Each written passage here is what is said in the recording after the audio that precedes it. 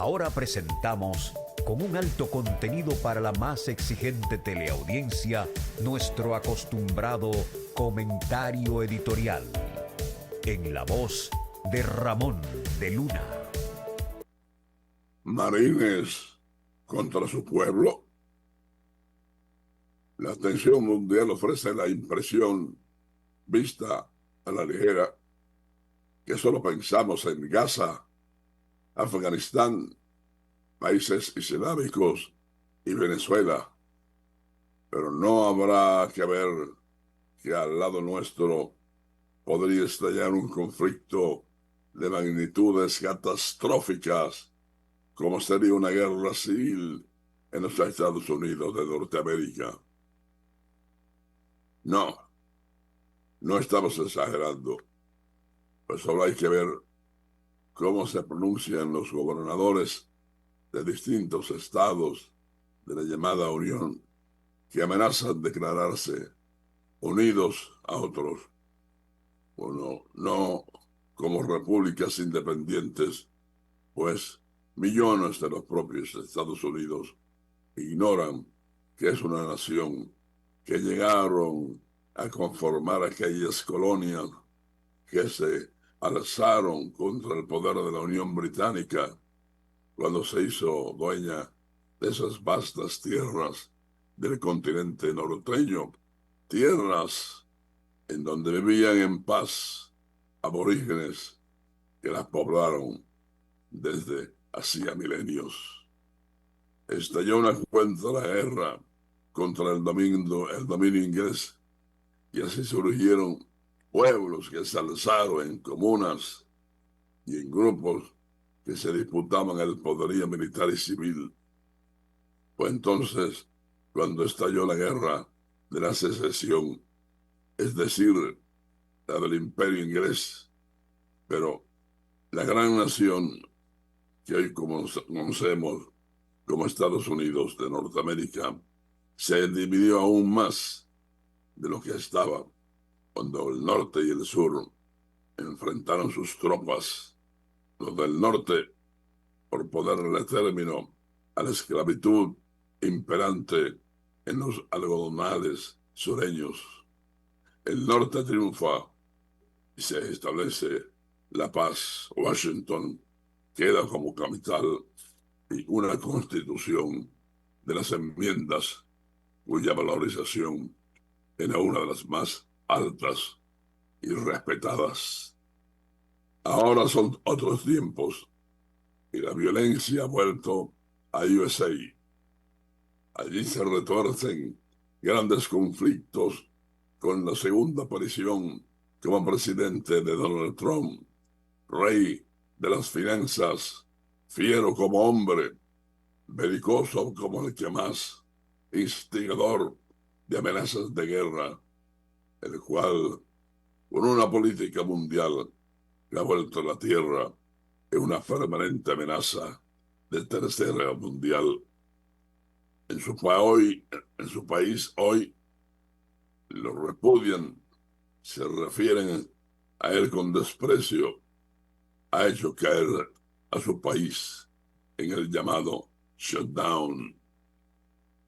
El Congreso lo repudia, inclusive antiguos particulares, ahora que amenaza con militarizar Chicago. Marines hagan la guerra a los propios estadounidenses. Por eso ya se habla de eliminarlo como presidente, aplicando por primera vez la 15ª enmienda.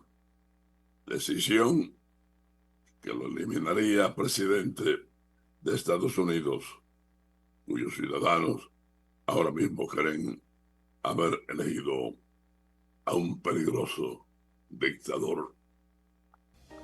Este fue nuestro comentario editorial en la voz de Ramón de Luna.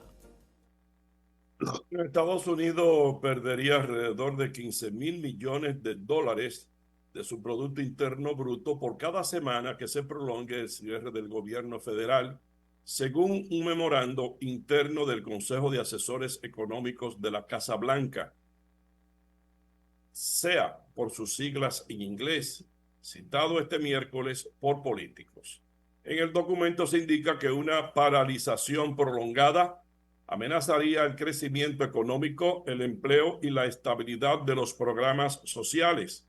El organismo estima que la pérdida de 43,000 empleos, así como una contracción de 30,000 millones de dólares en el consumo en caso de que el cierre gubernamental se extendiera durante un mes. La mitad del impacto económico provendría de la reducción en el gasto en bienes y servicios de empleados federales, mientras que el resto se derivaría de efectos indirectos en otros sectores. Por otro lado, el SEA calcula que el programa que asiste a mujeres y niños podría quedarse sin financiamiento en este mes y que los beneficiarios del Seguro Social y el Medicare enfrentarían mayores demoras en atención. También anticipa que un aumento del ausentismo entre los trabajadores de la Administración de Seguridad del Transporte y de los controladores aéreos podría generar retrasos en cadena en los aeropuertos del país. Señores, en Samaná, la noche de noche se registró un accidente de tránsito en la denominada Loma de la Aguada, en esas inmediaciones del malecón de Samaná. El hecho ocurrió cuando un camión cargado de cocos perdió los frenos y terminó cayendo al mar. Según los reportes iniciales, en el vehículo viajaban 4 personas, 2 de las cuales resultaron con heridas de consideración. Los afectados, residentes de la provincia de San Pedro de Macorís, fueron conducidos de inmediato al hospital Dr. Leopoldo Pou en un vehículo privado por el regidor Juan Carela. Ambos pacientes reciben atención médica y se encuentran estables. Al lugar acudieron miembros de la Dirección General de Seguridad de Tránsito y Transporte Terrestre, encabezados por el capitán Sánchez, quienes iniciaron las investigaciones correspondientes. Próximamente, las autoridades brindarán más detalles sobre la causa de este accidente y las acciones a seguir. Un hombre de 33 años es acusado de lanzar a una adolescente de 15 años desde un tercer nivel de un edificio en el sector La Isabela, municipio Santo Domingo Oeste. El vocero de la Policía Nacional, coronel Diego Pesqueira, identificó al agresor como Jacinto Jesús López Terrero, quien emprendió la huida tras el incidente. De acuerdo con reportes preliminares, la menor, cuya identidad se mantiene en reserva por motivos legales, sufrió traumas severos luego de ser presuntamente lanzada desde el tercer nivel. El hecho fue denunciado por moradores del lugar. La adolescente recibe atención médica especializada en un centro de salud de la zona, mientras las autoridades profundizan las investigaciones para esclarecer la circunstancia del caso. La Policía Nacional exhorta al prófugo a entregarse de manera voluntaria y garantiza que será puesto a disposición del Ministerio Público, donde responderá por los hechos que se le imputan. El organismo de seguridad reafirma su compromiso con la protección de los ciudadanos y la lucha contra la violencia contra menores en República Dominicana. Se tiene 2 leyes especiales, la de menores y la de la mujer. Se entregó este jueves a la Policía Nacional el hombre que era buscado por su implicación en un acto de barbarie y de abuso sexual contra una joven de 15 años en un hecho ocurrido en la calle Isabela Pantoja de la capital, Los Alcarrizos. Jesús López Terrero, de 33 años, se entregó de forma voluntaria en la Unidad de Violencia de Género de la Fiscalía de Santo Domingo Este ante las cámaras de noticias del Emírico.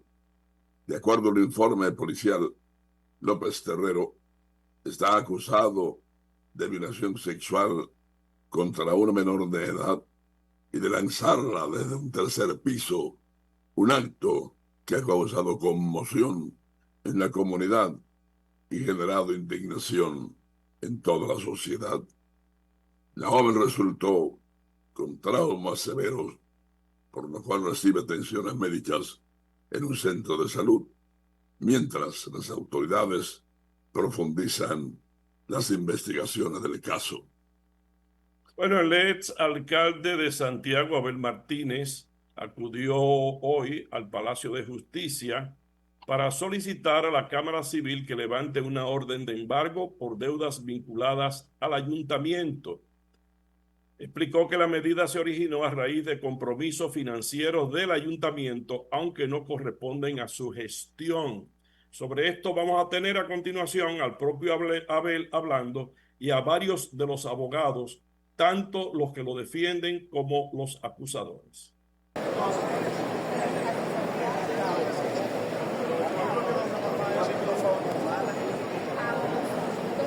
Y allá sí hablaban de 30 minutos. Eso. Sí, yo que acabo.